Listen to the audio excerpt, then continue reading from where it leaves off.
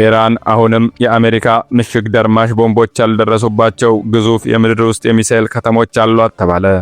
የአሜሪካ ምሽግ ደርማሽ የሚባሉት እንደ ጂቪዩ 57 ቦምብ ጣይ አውሮፕላኖች የሚጥሉት 30,000 ኪሎ ግራም የሚመዝን ቦምብ ጭምር ሊደረምሳቸው የማይችሉ እስከ ግማሽ ኪሎ ሜትር የሚደርሱ ናቸው ተብሏል። ተያያዘ ኢራን 1 ሚሊዮን እግረኛ ሰራዊት ለአሜሪካ ወታደራዊ ወረራ አጸፋ ለመስጠት ዝግጁ አድርጋለች ተብሏል። የመካከለኛው ምስራቅ ሁኔታዎች በፍጥነት እየተቀያየሩ ነው። ባለፉት 24 ሰዓታት የነበሩ ሁነቶችን አሰማችኋለሁ።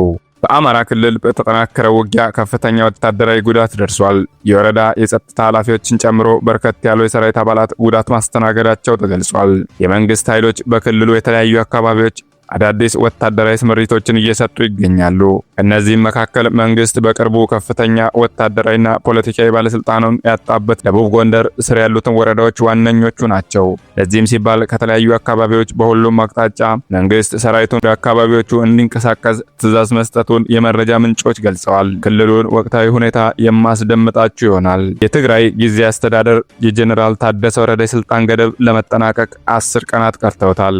ይህንን ተከትሎ ዛሬ መነጋገሪያ የሆነ ጉዳይ ተሰምቷል። የትግራይ ታጣቂ ኃይልን ጨምሮ 5 የትግራይ የፖለቲካ ድርጅቶችና የቀድሞ የጦር መሪዎች የትግራይን አስተዳደር ሊረከቡ ነው የሚል መረጃ ወጥቷል። በአፋርና በአማራ ክልል በተለያዩ አካባቢዎች የሚገኙ የአማራ መሬት ታጣቂዎች የትግራይን ጸጥታ ለመረከብ ዝግጁ እንዲሆኑ የጋራ ውል መፈረማቸው ተገልጿል። የማለዳ ግሎባል ቤተሰቦች ቻናላችን ላይ አዳዲስ መረጃዎች ሲጫኑ እንዲደርሳችሁ ቻናሉን ሰብስክራይብ ማድረግ አትዘንጉ። ወደ መረጃዎቹ አለፍኩ። በአማራ ክልል በፋኖና በመንግስት ኃይሎች መካከል የሚደረገው ውጊያ ተጠናክሮ ቀጥሏል። ምስራቅ ጎጃም ሸበል በረንታ ወረዳ መርገጭ ተብሎ በሚጠራ ቦታ ከትላንት ማለዳ እስከ ረፋድ በተደረገው ውጊያ ሰብአዊ፣ ቁሳዊና ወታደራዊ ጉዳት መድረሱን የወጡ መረጃዎች ያሳያሉ። ፋኖ ኃይሎች ለሰዓታት ይችን ቦታ ተቆጣጥረው እንደነበር የገለጹት የመረጃ ምንጮች በውጊያው የወረዳ ሚሊሻ ጽሕፈት ቤት ምክትል ኃላፊን ጨምሮ የፖሊስ መኮንኖችና የፖሊስ አባላት እንዲሁም የመከላከያና የሚሊሻ አባላት በዚህ ውጊያ ከፍተኛ ጉዳት ማስተናገዳቸውን የተሰማው። ከ4 ሰዓት ከጠንካራ ውጊያ በኋላ የፋኖ ኃይሎች ቦታውን ለቀው ወጥተዋል ተብሏል።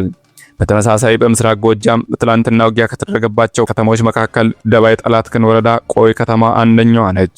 ቆይ ከተማ በተደረገው ከባድ ውጊያ እንደዚሁ የፋኖ ኃይሎች ከማለዳ ጀምሮ በ3 አቅጣጫዎች በመንቀሳቀስ በመንግስት ወታደራዊ ካምፖች ላይ የፈጸሙትን ጥቃት ተከትሎ ከፍተኛ ጉዳት ደርሷል። ውጊያው ተጠናክሮ እስከ 11 ሰዓት የቆየ ሲሆን ቁጥራቸው ያልታወቀ የሚሊሻ አድማ ብተና የመከላከያ አባላት ጉዳት አስተናግደዋል ተብሏል።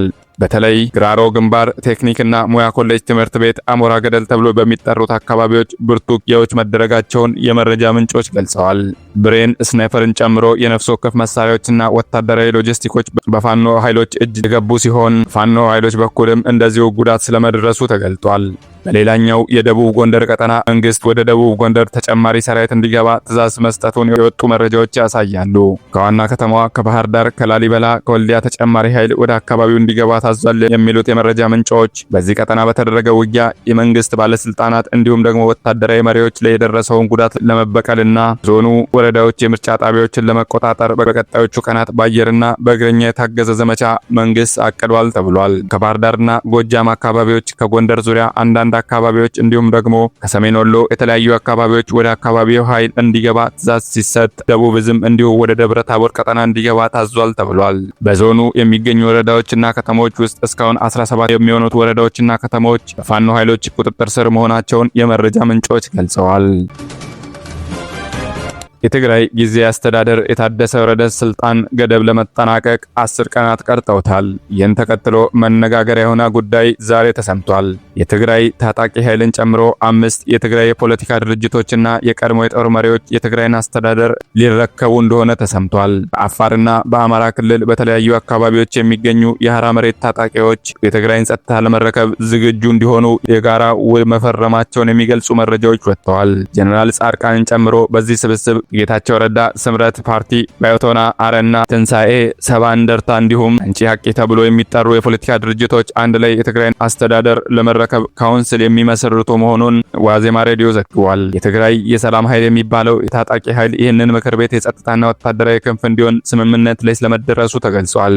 በዚህ ስብስብ ውስጥ የቀድሞ የኢትዮጵያ መከላከያ ኤታማዦር ሹም ጀነራል ጻድቃን ገብረትንሳኤ፣ የሐራ መሬት ታጣቂ ኃይል ዋና አዛዥ ጀነራል ገብረ እግዚአብሔር በየነ፣ የቀድሞ የኢትዮጵያ አየር ኃይል አዛዥ ጀነራል አበበ ተክለ ሃይማኖት፣ ጀነራል ተክላይ አሸብር፣ ኢንጂነር አሰፋ ብርሃን እንደሚገኙበት ዋዜማ ሬዲዮ ያወጣቸው መረጃ ያሳያል። ኢራን የሆርሙዝ ሰርጥን ሳያሳውቁ ሊያልፉ ነበር ባለቻቸው መርከቦች ላይ ጥቃት መፈጸሟንና አንድ መርከብ ሙሉ በሙሉ በሚሳኤል መጋየቱ ተሰማ። ኢራን ጥቃቷን አጠናክራ የቀጠለች ሲሆን የመካከለኛው ምስራቅ ሀገራት የኤነርጂ ማዕከላት፣ የአውሮፕላን ማረፊያዎች በኢራን ድሮኖችና ሮኬቶች እየወደሙ ይገኛሉ። ባለፉት 24 ሰዓታት ስለ ኢራን አንድ አስገራሚ ዜና ተሰምቷል። በኢራን አሁንም ያልተነኩ ግዙፍ የምድር ውስጥ የሚሳኤል ከተሞች ተገኝተዋል። የአሜሪካ ምሽግ ደርማሽ የሚባሉት እንደ ጂቢዩ 57 የመሳሰሉት አውሮፕላኖች የሚጥሉት 30,000 ኪሎ ግራም የሚመዝን ቦምብ ጭምር ሊደረምሳቸው የማይችሉ ከምድር በታች እስከ ግማሽ ኪሎ ሜትር ዘልቀው የተቆፈሩና በርዝመታቸውም እስከ 1 ኪሎ ሜትር የሚረዝሙ የምድር ውስጥ የሚሳኤል ዋሻዎች ነው የተገኙት ተብሏል። አሜሪካ የኢራንን ኮንክሪትና የምድር ውስጥ ዋሻዎች ለመደርመስ ቦምብ ጣይ አውሮፕላኖችን ብታሰማራም በእነዚህ ስፍራዎች ላይ ጉዳት ማድረስ አልቻለችም። ኢራን እኚህን ዋሻዎች ስትገነባ የአሜሪካን የቴክኖሎጂ አቅምና የአየር ኃይል ታሳቢ አድርጋ ነበር። ኢራን በእነዚህ የምድር ዋሻዎች ውስጥ የሚሳኤልና ወታደራዊ መምሪያ ማዕከላት ማቋቋሟ ተገልጿል። በተለይም ግራናይት ተብሎ የሚጠራው ተራራ ስር ትልቅ የኢራን የኒውክሌር እንዲሁም ደግሞ የሚሳኤል ማከማቻ ዋሻ መኖሩን ሚዲያዎች ገልጸዋል። ግራናይት ተራራ ስር ያለው የኢራን የኒውክሌር ዋሻና የምድር ውስጥ ከተማ ግማሽ ኪሎ ሜትር ወደ ስር ዘልቆ የተገነባ ሲሆን በውስጡም ባቡርን ጨምሮ የተለያዩ መሰረተ ልማቶች የተሟሉለት ነው ተብሏል። በተያያዘ ዜና ኢራን 1 ሚሊዮን እግረኛ ሰራዊት ለአሜሪካ ወታደራዊ ወረራ ምላሽ ለመስጠት ዝግጁ እንዲሆን ትዕዛዝ ሰጥታለች ተባለ። ኢራን ከተማከለ የጦር ሰራዊቷ በተጨማሪ ለሌሎችም ጥሪ አድርጋለች። በቅርቡ ወታደራዊ አዛዡ ጎላም ሪዛ የተገደለበት ባሲጅን ጨምሮ የኢራን አብዮታዊ ዘብ አክቲቭ 179,000 የባህር ኃይል፣ የአየር ኃይል፣ የምድር ጦር ያለው እንዲሁም ደግሞ የኢራን መደበኛ ጦርን ጨምሮ ሌሎች ያልተጠቀሱ ተጠባባቂ ታጣቂዎች ለዚህ ጦርነት ዝግጁ እንዲሆኑና አሜሪካ የእግረኛ ሰራዊት ወደ ቀጠናው ወደ ሆርሙዝ የምታስገባ ከሆነ ጥቃቱን ለመገልበጥ አጸፋ ምላሽ እንዲሰጡ ትዕዛዝ ሰጥታለች ተብሏል። አሜሪካ በጦር ሰራዊቷ ውስጥ ምርጥ ተብሎ የሚታሰበውን የ82ኛ ሬጅመንት የአየር ወለድ ኮማንዶ ኃይሏን ወደዚህ ቀጠና እያስጠጋች መሆኗና የባህር ኃይልና የአየር ወለድ ኮማንዶዎችን እያሰማራች መሆኑ ተገልጿል። እስራኤልም በተመሳሳይ እንደዚሁ 400,000 ተጠባባቂ ጦርን ለግዳጅና ለምድር ኦፕሬሽን ልትጠራ መሆኑ ተነግሯል። በተለይ ሂዝቦላ ላይ በሊባኖስ እየተፈጸመ ያለውን የእግረኛ ኦፕሬሽን ተከትሎ እስራኤል ተጠባባቂ ጦር እንደገና ልትጠራ እንደሆነ መረጃዎች ገልጸዋል። የአሜሪካና እስራኤል ወታደራዊ ዘመቻ ከተጀመረ ጀምሮ ድምጹን አጥፍቶ የቆየው የአውቲ ታጣቂዎችም በዚህ ሰዓት መግለጫ ሰጥተዋል። ኢራን ለምትሰጠን የትኛውም ግዳጆችን ለመወጣት ዝግጁ ነን ብለዋል። እነዚህ ታጣቂዎች ቀይ ባህርንና በህንድ ውቅያኖስ መካከል ያለውን የባቤል መንደብ ወሽመጥን ይዘጋሉ ተብሎ ከፍተኛ ስጋት ተፈጥሯል።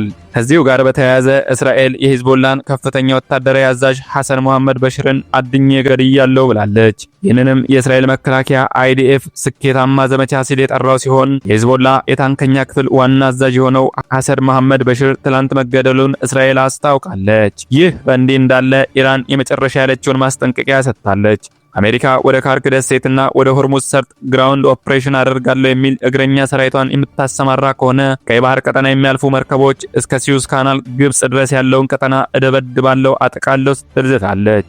ኢራን ዋና ዋና መሪዎቿ ቢገደሉባትም ቀጣይ 3 ወራት ድረስ የመከላከያ አቅሟን እንዲሁም ደግሞ የወታደራዊ የደህንነት ተቋሟ የሚሳኤል ክምችቷ ሳይቋረጥ በመካከለኛው ምስራቅ ሀገራት የአሜሪካ የጦር ሰፈሮችና በእስራኤል ላይ የአጸፋ ምላሾችን ለመስጠት የሚያስችል አቅም አላት ተብሏል። የማለዳ ግሎባል ቤተሰቦች መረጃዎቻችን ይህንን ይመስሉ ነበረ። ቻናላችንን ሰብስክራይብ አድርጋችሁ የደውል ምልክቷን መጫን አትዘንጉ። ቸርን ሰንብት።